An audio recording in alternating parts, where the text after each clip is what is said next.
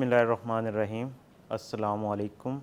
My name is Zahid Iqbal and I am working as assistant professor in the Department of Mathematics.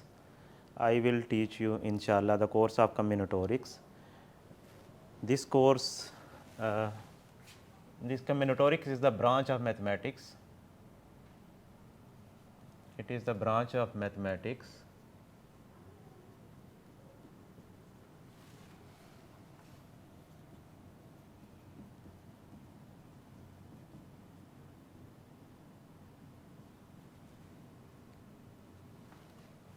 in which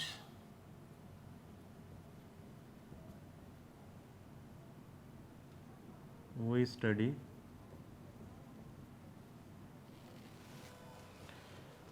how to count,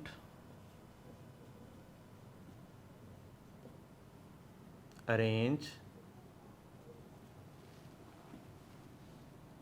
and combine the set of objects. In the first lecture, we discussed some counting principle.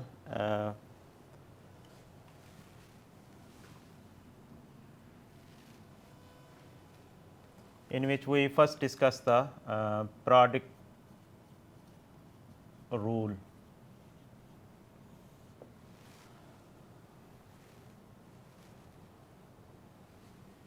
If we take a procedure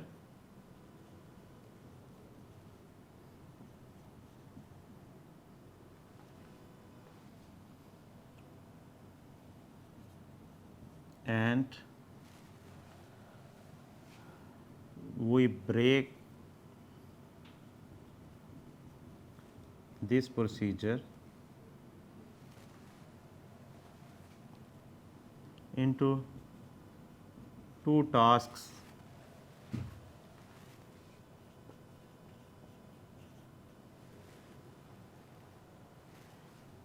if we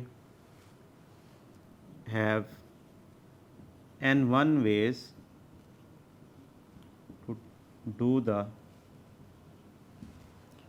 first task and for each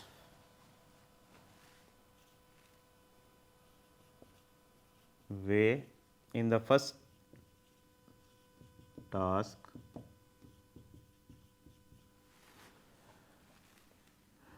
we have n2 ways to do the second task.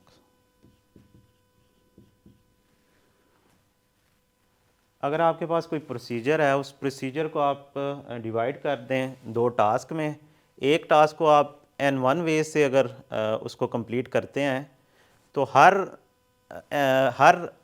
जो वे है task 1 को करने का, हर वे के लिए आपके पास जो दूसरा टास्क है उसको करने के n2 वेज हैं, ठीक है। देन n1 इंटू n2 दोनों का जो प्रोडक्ट होगा आपके पास will give you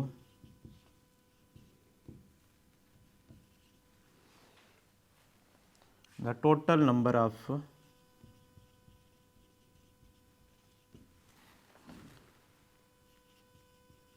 ways to do the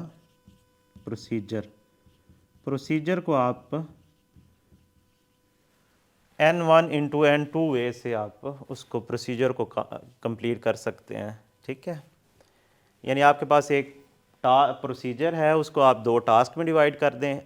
अगर फर्स्ट टास्क को आप n1 वे से कर सकते हैं और फर्स्ट टास्क के हर वे के लिए आपके पास n2 वेज हैं, तो टोटल प्रोसीजर को करने के लिए आपके पास कितने वेज होंगे, n1 इंटू n2, ठीक है। इसको एग्जांपल के थ्रू करते हैं।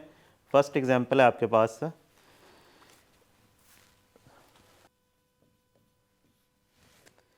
a new company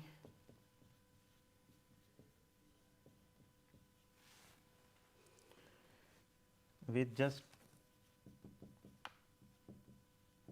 2 employees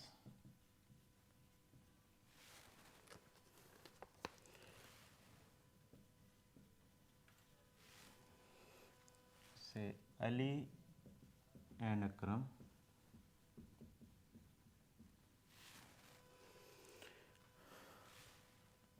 rents a floor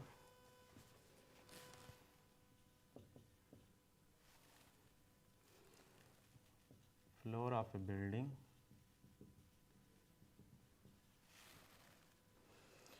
with 12 offices. How many ways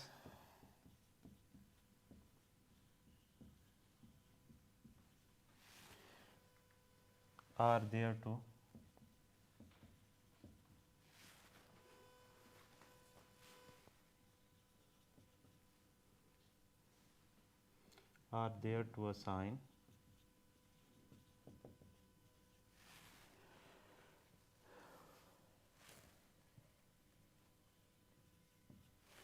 assign different offices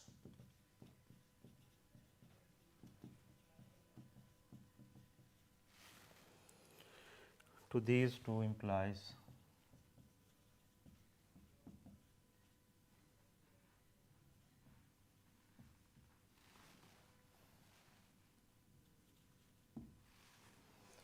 अब यहाँ पे देखें हमारे पास एक प्रोसीजर है कि हमने क्या करना है। हमारे पास एक 2 एम्प्लॉइज़ हैं एक कंपनी के, उनको हमने ऑफिस जो है वो असाइन करने हैं अली और अकरम को, 2 एम्प्लॉइज़ हैं। तो ये हमारे पास प्रोसीजर है, ठीक है। इसको हम बाय यूजिंग प्रोडक्ट रूल देखेंगे कि कितनी पॉसिबिलिटीज़ हैं कि हम हर जो अली या अकरम में से हर एक को अगर डिफरेंट ऑफिस असाइन करें तो कितने वे से हम उनको ये असाइन कर सकते हैं। तो ये प्रोसीजर है, इसको आप इसका सलूशन इसी वे से हम करेंगे कि हम इस प्रोसीजर को 2 टास्क में डिवाइड कर लेते हैं, ठीक है। फर्स्ट टास्क है सॉल्यूशन इसका, फर्स्ट टास्क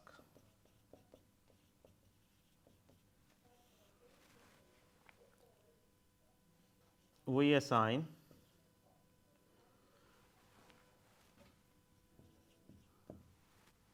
फर्स्ट टास्क इसका जो नेम आप से A1 रख लें। we assign an office to Ali, Ali को हम एक ऑफिस असाइन करते हैं, ठीक है। और सेकंड टास्क है,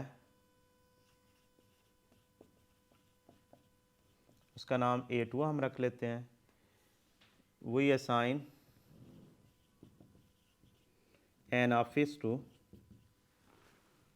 अकरम, इसमें हमने अकरम को एक ऑफिस असाइन करना है, ठीक है। तो बाय यूजिंग प्रोडक्ट रूल हम इसको कैसे करेंगे, हम यहाँ पे हमारे पास टोटल जो पॉसिबिलिटीज़ हैं वो ज़रा देखिएगा वो कैसे हैं। हमारे पास टोटल समझाने के लिए आपको हमारे पास ये 12 ऑफिस हैं।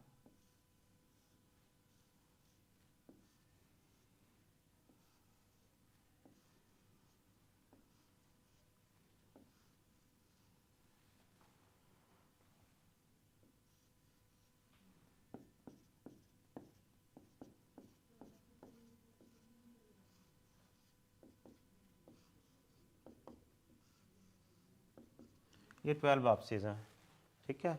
अगर हम असाइन कर दें अली को ये 1 असाइन कर दें, ठीक है, ऑफिस, तो अकरम के लिए क्या पॉसिबिलिटीज़ होंगी, डिफरेंट, क्योंकि डिफरेंट पॉसिबिलिटीज़ देखनी है ना। तो हम अकरम को फिर 1 असाइन नहीं कर सकते, हाँ, क्योंकि हमने दोनों को डिफरेंट असाइन करने हैं ऑफिस। अगर इसको 1 असाइन कर दिया तो अकरम के लिए आपके पास ये 11 पॉसिबिलिटीज़ होंगी, ठीक है। इसी तरह अगर मैं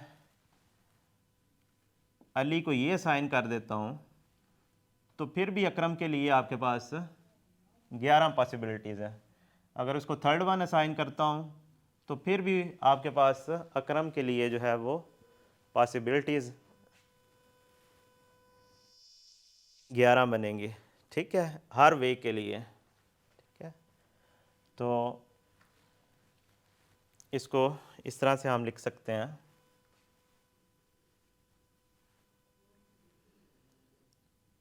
then by using product rule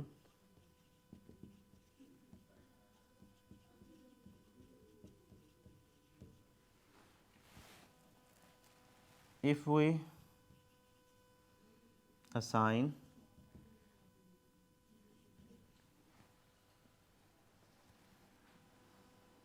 one office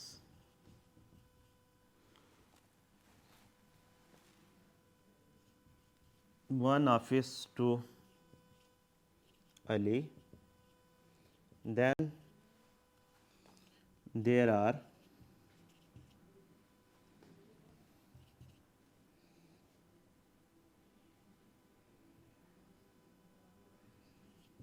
11 possibilities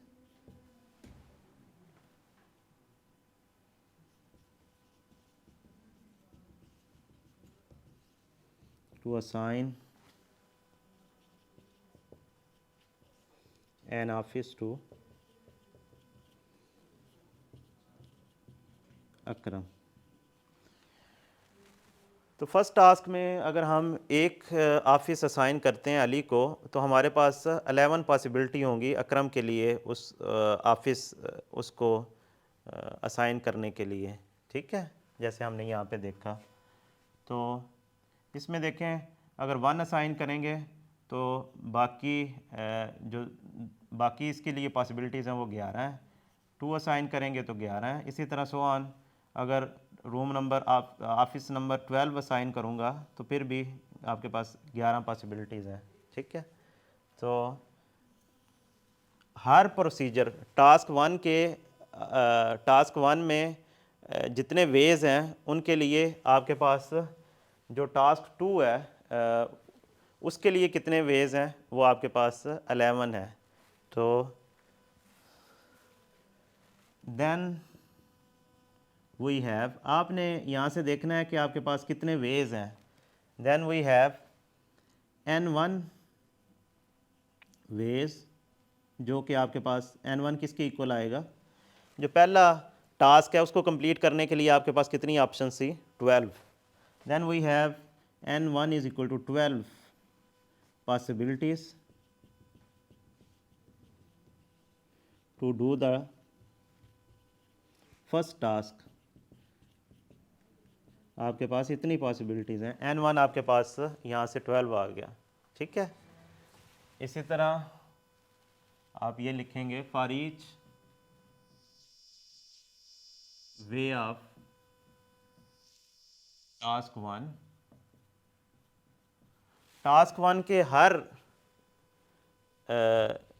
वे के लिए आपके पास टास्क 2 को कंप्लीट करने के लिए कितनी पॉसिबिलिटीज़ हैं। For each way of task 1 we have, आपके पास 11 पॉसिबिलिटीज़ हैं। वी हैव n2, जो दूसरा टास्क है उसको करने की पॉसिबिलिटीज़ कितनी है, 11। We have n2 is equal to 11 possibilities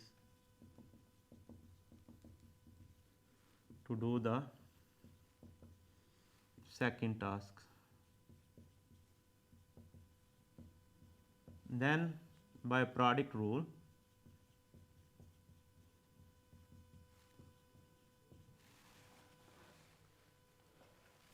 आपके पास the total number of way क्या आ जाएंगी, the total number of ways to do the procedure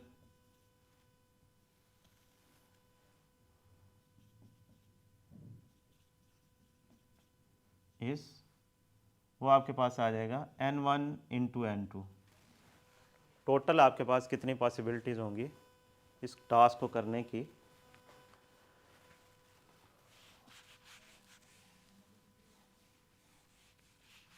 यहाँ पे वैल्यूज़ पुट कर लें। फर्स्ट के लिए आपके पास 12 ऑप्शंस थी और सेकंड वन के लिए 11। ठीक है, इनको मल्टीप्लाई करेंगे तो आपके पास इसका आंसर आ जाएगा 132। तो 132 वेज़ हैं, डिफरेंट वेज़ हैं कि हम दोनों एम्प्लॉइज़ को डिफरेंट ऑफिस जो है वो असाइन कर सकते हैं। ठीक है, और एग्जांपल करते हैं इसकी।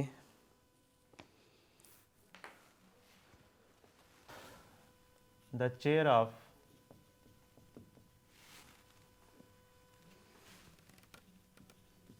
N एडिटोरियम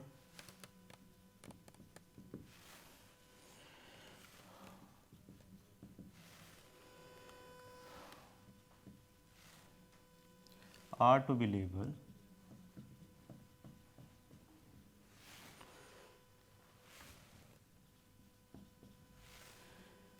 with an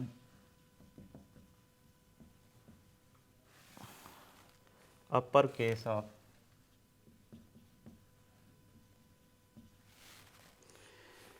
uppercase English letter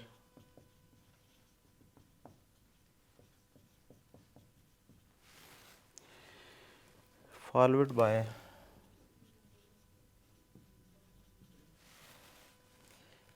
positive integer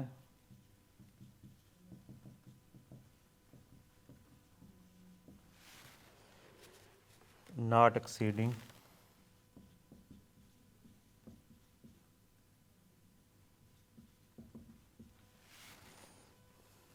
100. Question is, what is the largest number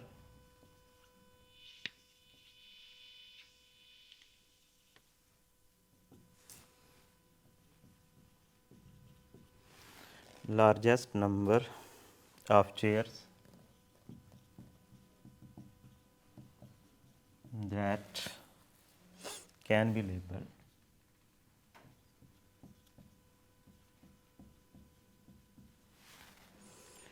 differently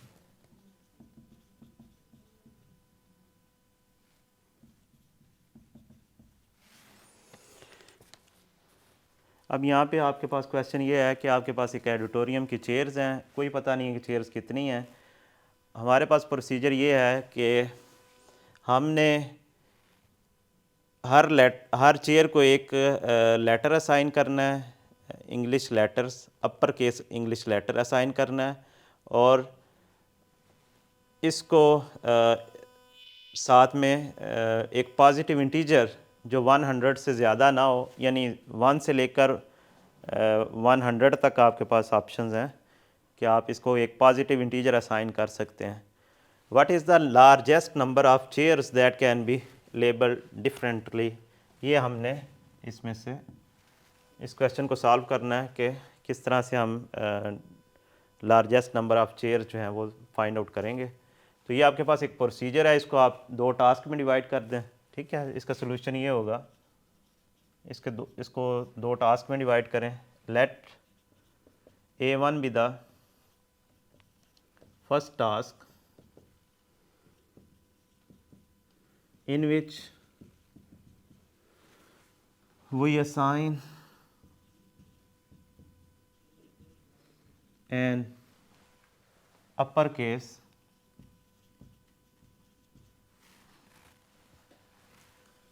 English letter।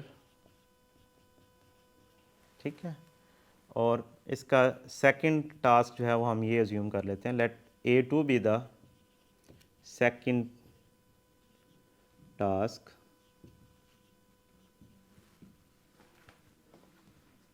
in which we assign a positive integer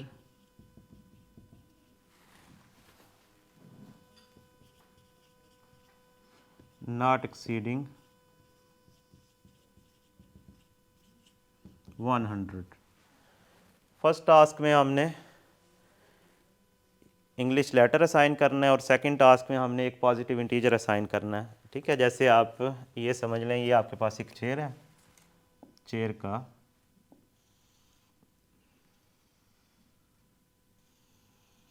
chair की वो पोजीशन जहाँ पे हमने नंबर असाइन करना है वो है आपके पास। तो फर्स्ट आपके पास यहाँ पे आप एक इंग्लिश अल्फ़ाबेट ये यहाँ पे यूज़ करेंगे और सेकंड पे आपने एक नंबर असाइन करना है। जैसे मैं एक को यहाँ पे ए लिख देता हूँ और यहाँ पे 57 लिख देता हूँ, ठीक है। तो ये आपके पास मैंने इस तरह से नंबर असाइन करने हैं कि फ़र्स्ट पोजीशन पे इंग्लिश अल्फ़ाबेट रखने हैं और सेकंड पोजीशन पे 1 से लेकर 100 तक इंटीजर यूज़ करने हैं पॉजिटिव।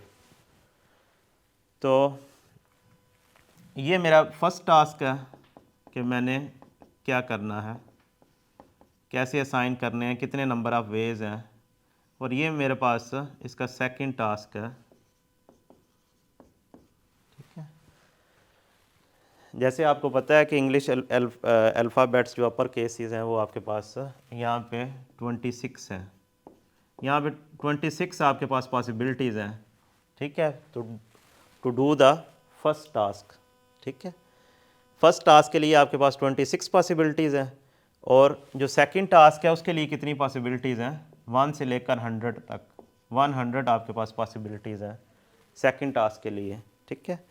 तो प्रोडक्ट रूल में हम क्या करते हैं, हम देखते हैं कि जो फर्स्ट टास्क को करने के लिए हमारे पास कितने वेज़ हैं और फर्स्ट टास्क के हर वे को अगर हम फिक्स कर लें तो उसके बाद हमारे पास सेकंड टास्क को कंप्लीट करने के लिए कितने वेज़ हैं ये हम देखेंगे, ठीक है। तो फर्स्ट टास्क को देखें, यहाँ पे अगर यहाँ पे मैंने अगर ए को फिक्स कर लिया तो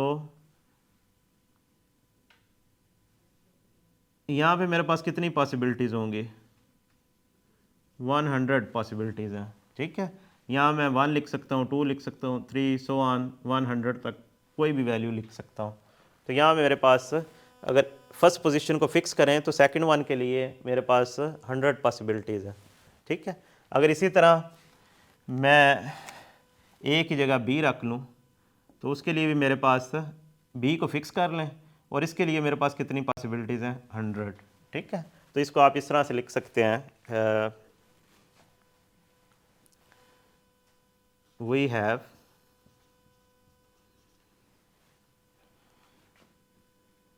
N1 इज इक्वल टू, आपके पास जो फर्स्ट टास्क है उसको करने के लिए कितने वेज हैं, 26। We have N1 is equal to 26 ways to do the first task.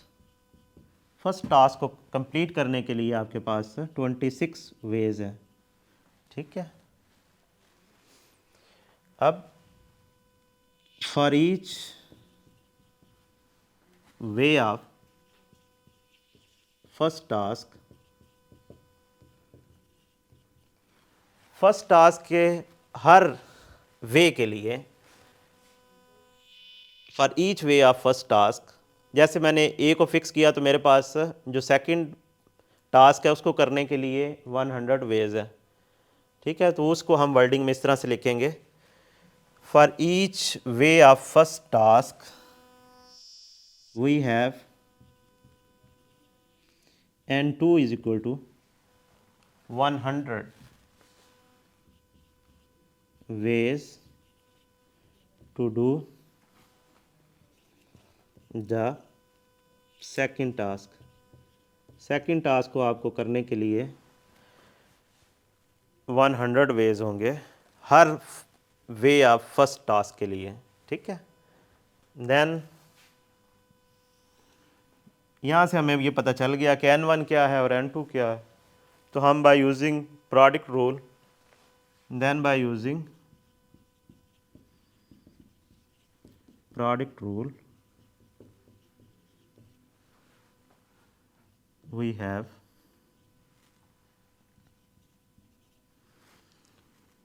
N1 into N2, N1 आपके पास है 26 और N2 है 100, 26 100 ways to assign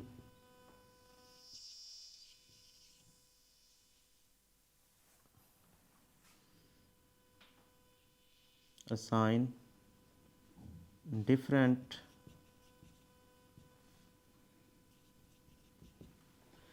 labeling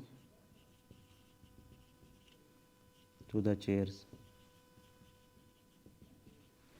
अब हमें ये नहीं पता था कि एडिटोरियम में कितनी चेयर्स पड़ी हुई हैं, लेकिन हम 2600 जो चेयर्स हैं उनको डिफरेंट नंबर असाइन कर सकते हैं। अगर उससे ज़्यादा चेयर्स हैं तो कुछ चेयर्स जो हैं वो फिर, अगर कंडीशन यही हमने फॉलो करनी है तो कुछ चेयर्स को हम जो है वो नंबर वहाँ पे रिपीट हो जाएंगे। तो डिफरेंट वे से हमने कितनी चेयर्स को हम नंबर असाइन कर सकते हैं वो हमारे पास 2600 आएगा उसका आंसर। ठीक है, एक और एग्जांपल करते हैं। और डिफरेंट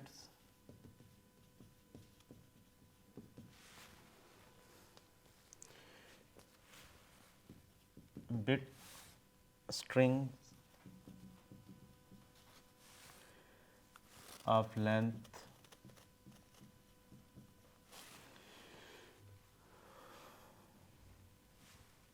2 are there।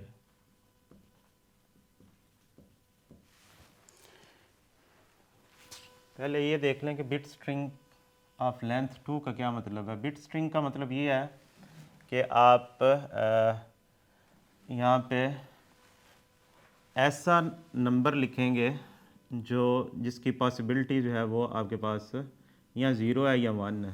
ठीक है, यानी बिट स्ट्रिंग का क्या मतलब होगा, इसमें दो नंबर यूज़ होंगे, 0 1। ठीक है, 0 0 0 0 1 अगर ये आपके पास है तो ये इसको हम बिट स्ट्रिंग कहेंगे। इसी तरह 0 0 1 ये भी एक बिट स्ट्रिंग है।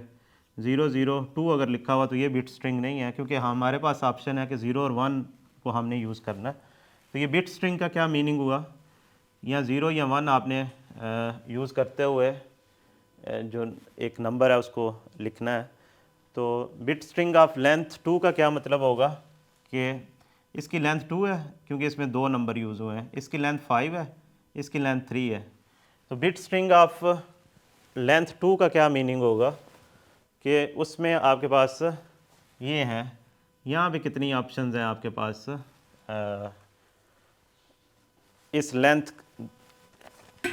यानी अगर आपके पास ए बी जर्नल अगर हम लिखना चाहें तो ये आपके पास एक बिट स्ट्रिंग है। यहाँ पे ए की वैल्यू या ज़ीरो होगी या वन होगी और बी की वैल्यू भी ज़ीरो और वन हो सकती है। ठीक है, तो इसको देखते हैं, इस प्रोसीजर को हम कैसे सॉल्व करते हैं। इसको हम ब्रेक करते हैं दो टास्क में। ठीक है, let A1 be the first task to do the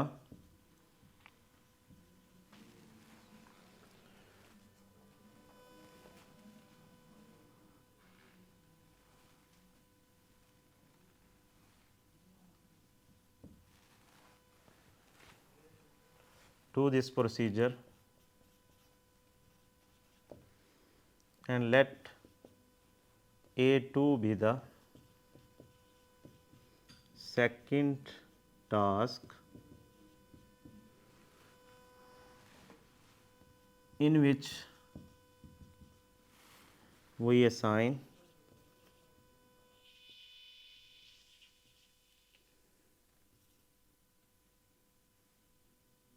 a value to the second position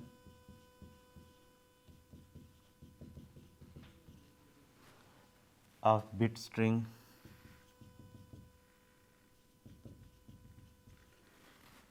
ठीक है, इसको भी इस तरह से लिख दें, let A1 be the first task in which we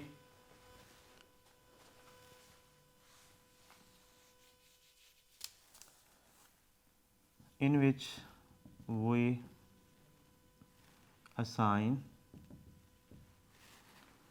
a value to the first position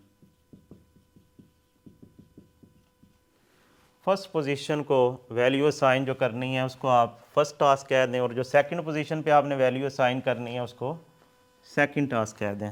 ठीक है, first position of bit string.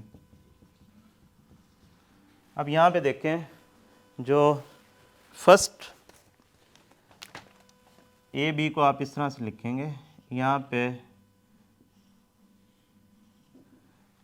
ये आपके पास ए है और ये बी है, तो इसकी कितनी पॉसिबिलिटीज़ होंगी? ए को आप कितनी वैल्यूज़ असाइन कर सकते हैं? यहाँ आपके पास कितनी ऑप्शंस हैं? ठीक है, यहाँ 0 कर सकते हैं या 1 कर सकते हैं, तो यहाँ आपके पास 2 पॉसिबिलिटीज़ हैं। यहाँ ए को 0 रख सकते हैं और यहाँ ए को 1 रख सकते हैं, 2 पॉसिबिलिटीज़ हैं। हर इस 1 अगर आप 0 असाइन करेंगे तो बी के लिए आपके पास 2 पॉसिबिलिटीज़ होंगी, वो भी 0 या 1 है। ठीक है, तो आप यहाँ इसको इस तरह से लिखेंगे, वी हैव N1 जो आपके पास फर्स्ट प्रोसीजर है, ये आपके पास फर्स्ट प्रोसीजर है, ये A1 है और ये A2 है। फर्स्ट प्रोसीजर को आप कंप्लीट करने के लिए आपके पास कितने वेज हैं? 2। We have N1 is equal to 2 ways to do the first task. First task के लिए आपके पास 2 वेज हैं, and for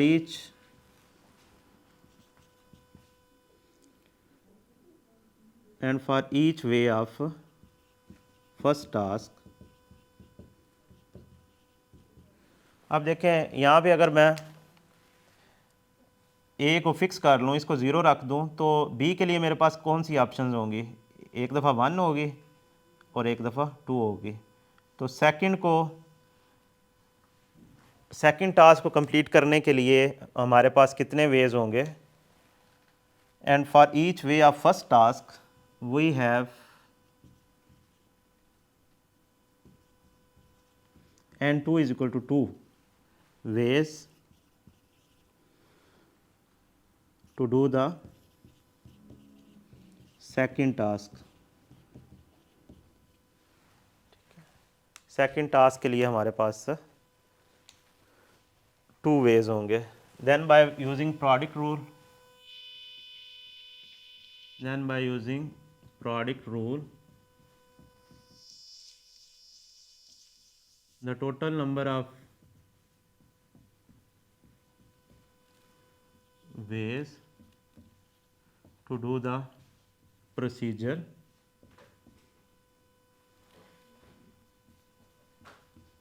will be N1 into N2। ये आपके पास टोटल नंबर ऑफ वेज होंगे। N1 की वैल्यूज़ आपके पास 2 है और इसकी भी 2 है, 4 वेज आपके पास होंगे। बिट स्ट्रिंग ऑफ लेंथ 2 को आप जैसे आपके पास देखें, यहाँ पे ए और बी, इनको हमने वैल्यूज़ असाइन करनी थी। ए को अगर आप 0 असाइन करें तो इसके लिए आपके पास बी के लिए 2 आप पॉसिबिलिटी हैं, 0 और इसको दूसरी पॉसिबिलिटी 1 है।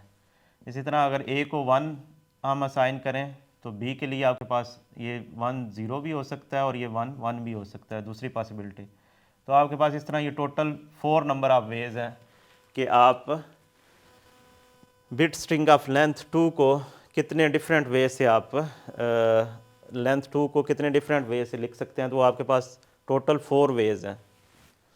तो इस तरह आज के लेक्चर में हमने डिस्कस किया कि प्रोडक्ट रूल और इस रूल्स के थ्रू हम कैसे नंबर ऑफ़ वेज कैलकुलेट कर सकते हैं किसी प्रोसीजर को करने के लिए। तो हम इसमें बेसिकली क्या करते हैं, हम प्रोसीजर को 2 टास्क में डिवाइड करते हैं और हर टास्क के लिए हम नंबर ऑफ़ वेज देखते हैं।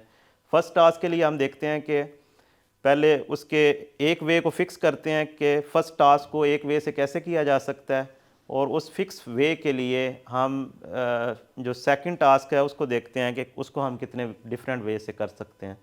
तो दोनों का जो प्रोडक्ट है, हमने बेसिकली यहाँ पे N1 और N2 की वैल्यूज़ कैलकुलेट करनी होती है। जो उनका प्रोडक्ट होगा बाय यूजिंग प्रोडक्ट रूल, वही हमारे पास फाइनल आंसर आएगा कि हम प्रोसीजर को कितने डिफरेंट वे से कर सकते हैं। अल्लाह हाफिज़।